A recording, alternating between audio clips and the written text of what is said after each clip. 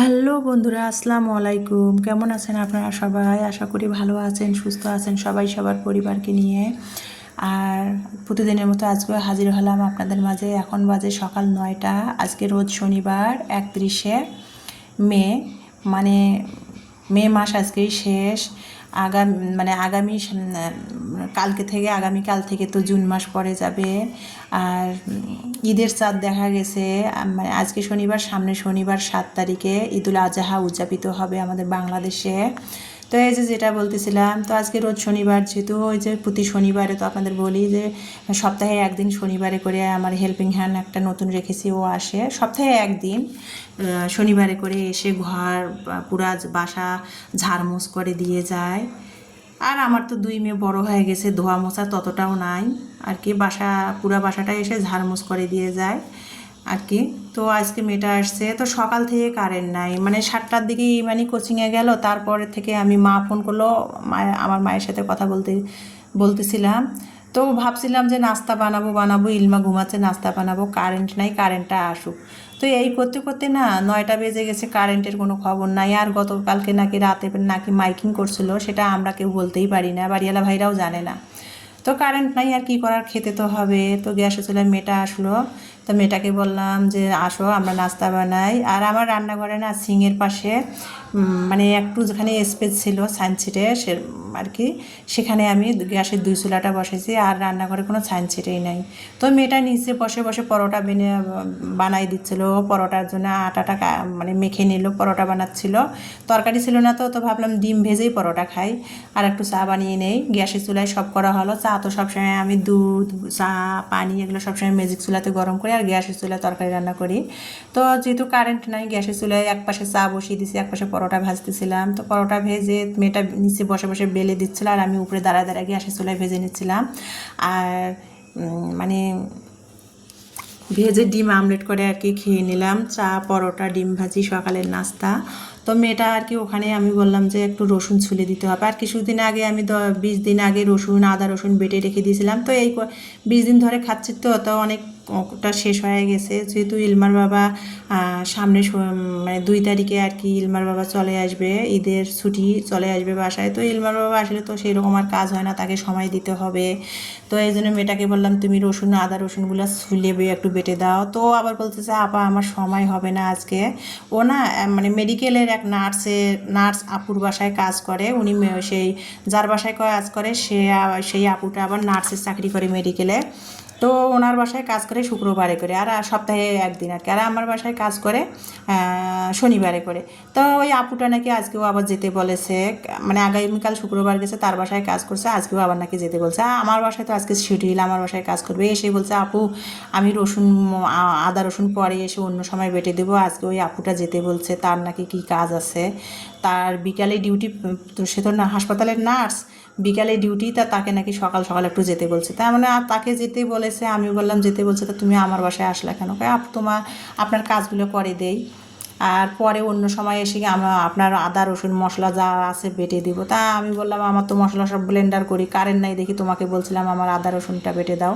তো ওকে বললাম ঠিক আছে, তোমার যেহেতু তারা আছে তুমি আমাকে তাহলে রসুনগুলো ছিলে দিয়ে যাও, আমি কারেন্ট আসলে ব্লেন্ড করে নেব। তো রসুনগুলো নাস্তা খেতে বসে রান্নাঘরে রসুনগুলো ছিলে দিল, দিয়ে ঘরগুলো পুরো বাসাটা ঝাড়ু দিয়ে মুছতেছিল, ফার্নিচারগুলো মুছলো। আর আমি যেহেতু বিছানার চাদরটা তুলে ফেলবো, ইলমার বাবা আসবে, তো ভাবলাম যে সামনের রুমের বিছানার চাদরটা তুলে আজকে কেচে দিব। যেহেতু সামনে ঈদ শনিবার 7 তারিখে, মানে সামনে শনিবার 7 তারিখে ঈদ, ঈদের আর বেশি দিন নাই।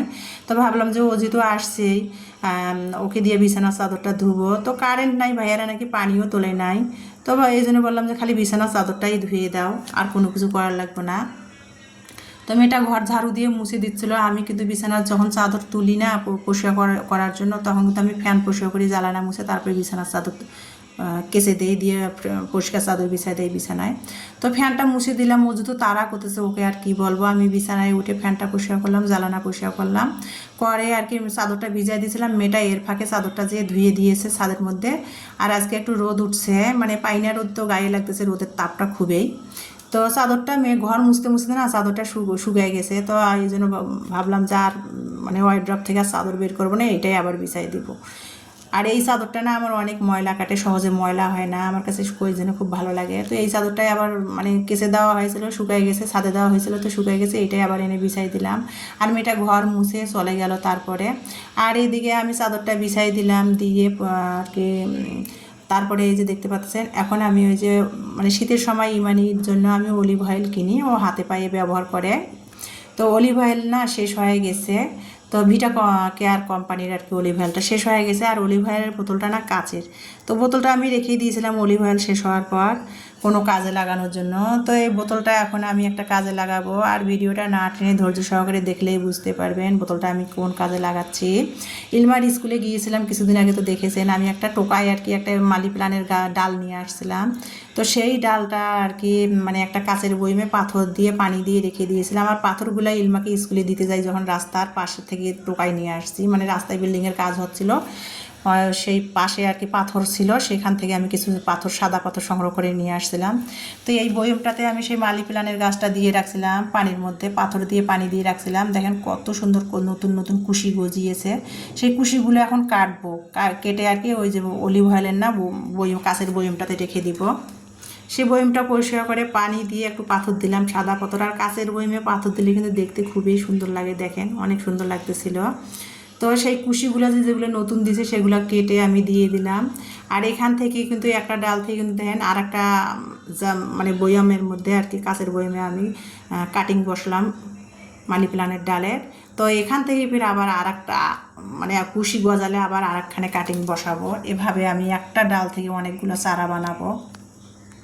যেহেতু আমার কাছে নাই, একটাই টোকাই নিয়ে আসছিলাম, তো সেটা থেকে আমি চিন্তা করতেছি একটা একটা করে কুশি গজাবে, সেগুলো থেকে আমি অনেকগুলো চারা বসাবো। তো যাই হোক, এখন বাজে একটা, সেগুলো আমি করতে করতে একটা বেজে গেছে। মাইকিং করা হয়েছিল নাকি 2টার দিকে কারেন্ট আসবে, তো একটা বেজে গেছে, কারেন্ট চলে আসছে। তো বাড়িওয়ালা ভাইরা কারেন্ট আসা মাত্র মোটর ছাড়লো টাঙ্কি ভরার জন্য। তার 2 মেয়েকে বলছে বাড়িওয়ালা আঙ্কেলেরা মোটর ছাড়ছে, পানি উঠতেছে টাঙ্কিতে, ঠান্ডা পানি, যাও 2 বোনে গোসল করো।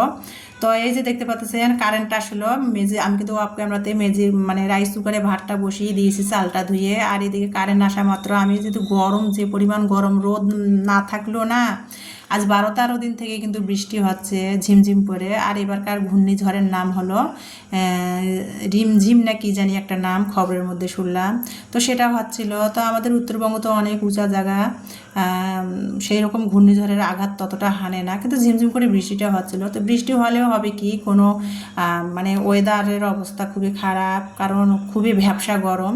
তো ভাবলাম যে রসুনগুলো মেয়েটা সকালে ছিলে দিয়ে গেল, এখন 1টা বাজে কারেন্ট আসছে, আদা রসুনটা ব্লেন্ড করে রেখে দেই ফ্রিজে, নাহলে আবার গন্ধ বের হবে। তো সেটা একটু ব্লেন্ড করে নিলাম, নিয়ে তারপরে এই যে ফ্রিজে রেখে দিলাম। এখন এই যে ফ্রোজেন করা সিমের বিচি রাখা হয়েছিল, সেগুলো আর কি আমি এই যে ফ্রিজ থেকে বের করে নিলাম, নিয়ে ভাবলাম যে তেলাপিয়া মাছের একটা মাথা আছে আর রুই মাছের একটা মাথা আছে, সেটা দিয়ে ফ্রোজেন করা যে সিমের বিচি ছিল সেটাই আমি আজকে রান্না করব। তো সেটা আর কি ফ্রিজ থেকে বের করে নিলাম। এর ফাঁকে 1টা বেজে গেছে, এত পরিমাণ গরম আজকে। তো সেটা ভাবলাম যে ততক্ষণ বরফ ছাড়ুক, আমি একটু লেবু পানি খেয়ে নেই। তো লেবু পানিটা খেয়ে নিলাম, নিয়ে তারপরে এখন রান্নার আয়োজন করব। মাছটার বরফ ছাড়ছে, মাছটা লবণ দিয়ে কিন্তু মাছের মাথা 2টা ধুয়ে নিয়েছি, ধুয়ে নিয়ে তারপরে কিন্তু লবণ হলুদ মরিচ মেখে চুলার মধ্যে তেল দিয়ে ভেজে নিচ্ছে, সেটা তো আপনারা দেখতেই পাচ্ছেন। তারপরে রেগুলার মশলা দিয়ে কিন্তু তারপরে আমি কিন্তু এখানে সিমের বিচিটা আর মাছ দিয়ে রান্না করব। ও হ্যাঁ, যেটা বলতেছিলাম, খবরের মধ্যে চারিপাশে দেখাচ্ছে উপকূলীয় এলাকাগুলোতে ঘূর্ণিঝড়ে অনেক ক্ষতিগ্রস্ত হচ্ছে উপকূলীয় এলাকার বাসিন্দারা। বরিশালে, পটুয়াখালী, ভোলাতে অনেক পরিমাণ পানি উঠে গেছে গ্রাম অঞ্চলগুলোতে, উপকূলীয় এলাকাতে। কুয়াকাটাতেও অনেক মানে ঘূর্ণিঝড়ে ক্ষতিগ্রস্ত হচ্ছে কুয়াকাটার এলাকাতে। তারপরে কক্সবাজারেও খবরে দেখাচ্ছে, কক্সবাজারেও অনেক বেড়িবাঁধ ভেঙে অনেক এলাকায় আর কি উপকূলীয় এলাকাবাসীরা ক্ষতিগ্রস্ত হচ্ছে। আমরা তো যারা উত্তরবঙ্গে থাকি বা ঢাকার এই দিকে থাকি, তারা তো মানে কোনো কিছুই আমরা বুঝতে পারতেছি না। যারা উপকূলীয় এলাকাতে থাকে তারাই বুঝতেছে, তাদের খুবই খারাপ অবস্থা। তো দোয়া করি তারা সবাই ভালো থাক, সুস্থ থাক, তাদের জন্য পরিবার পরিজনকে নিয়ে সবাই যেন নিরাপদে থাকে, সাইক্লোন সেন্টারে যায় আর কি, তাদের কারো কোনো যেন ক্ষতি না হয়। ঘূর্ণিঝড়টা হলেও যেন বেড়িবাঁধ ভেঙে পানি সবার বসত ভিতরে ঢুকলেও যেন কেউ যেন কোনো কারো ক্ষতি না হয়, এটাই আল্লাহর কাছে দোয়া করি। তো যেটা বলতেছিলাম, আর সামনে যেহেতু 7 তারিখে শনিবারে ঈদ, ইলমার বাবা ঈদের ছুটি নিতে আসবো, ওকে সময় দিতে হবে। তো সেই জন্য ভাবলাম যে ইলমার বাবা আসলে আর ঘরে পুরুষ মানুষ থাকলে না কোনো কাজও সেরকম হয় না, সেই জন্য ভাবলাম যে ইলমার বাবা আসার আগেই আমি সব কাজগুলো গুছিয়ে নেই। কারণ ও 2 মাস পর আসতেছে, রোজার ঈদের আসছিল আর আসছিল না, 2 মাস পর আসতেছে, তাকে তো একটু সময় দিতে হবে তাই না। সেই জন্য ভাবলাম যে ঈদও এসে গেছে, যেহেতু ধোয়া মোছাগুলা সব গোছগাছ করে নেই, পরিষ্কার করে নেই পুরা বাসাটা, এই জন্য আর কি। আর সময়ও নাই ঈদের যেহেতু, সেই জন্য আর কি আজকে শনিবার, সামনে শনিবারে আর কি ঈদুল আজহা, সেই জন্য আর কি সব ঝাড়মোছ করে পরিষ্কার পরিচ্ছন্নতা করে নিলাম, নিয়ে তারপরে রান্না করলাম সিমের বিচি দিয়ে আর কি, মাছের মাথা আর মাছ দিয়ে রান্না করলাম। আর সামনে যেহেতু কোরবানির ঈদ, ফ্রিজটাও কিছু কিছু যেগুলো ফ্রোজেন করা আছে এর মধ্যেই আর কি কিছু কিছু মানে খেয়ে শেষ করব, কারণ কোরবানির তো লাগবেই ফ্রিজ, সবাইরে কম বেশি ফ্রিজের প্রয়োজন হয় কোরবানিতে। তো সেই জন্য আর কি সিমের বিচিটা ছিল ফ্রোজেন করা, সেটা বের করে মাছের মাথা দিয়ে রান্না করে নিয়ে আজকে দুপুরের খাবার খাচ্ছি। আর আমার প্রিয় আপু ভাইয়াদের সাথে শেয়ার করতেছি বাসার সব কাজ করে গুছিয়ে তারপরে রান্না করে খেতে খেতে এখন বাজতেছে, কারেন্ট ছিল না, 3টা বেজে গেছে আমার। এখন খাবার খাচ্ছি আর সেটাই আমার প্রিয় আপু ভাইয়াদের সাথে শেয়ার করতেছিলাম। তো খাবার খেতে খেতে আমার প্রিয় আপু ভাইয়া এবং আমার দর্শক বন্ধুদের মাঝ থেকে বিদায় নিব। ভিডিওটি আমার দেখার জন্য সবাইকে অসংখ্য অসংখ্য ধন্যবাদ।